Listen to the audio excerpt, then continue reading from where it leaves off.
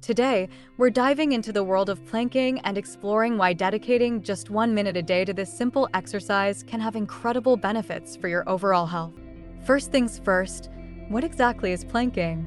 Well, it's a static exercise that targets multiple muscle groups, including your core, shoulders, arms, and back.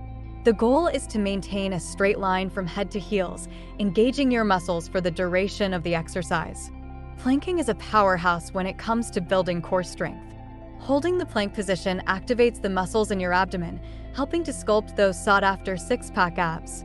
A strong core isn't just about aesthetics, it's also crucial for maintaining good posture and preventing lower back pain. Speaking of posture, incorporating planks into your routine can do wonders for your overall alignment. As your core gets stronger, you'll find it easier to sit and stand with proper posture, reducing the risk of developing slouching habits that can lead to back problems over time. But it's not just about the core.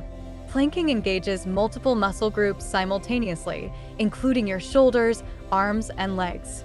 This full body activation boosts your metabolism, helping you burn more calories throughout the day, even when you're not exercising.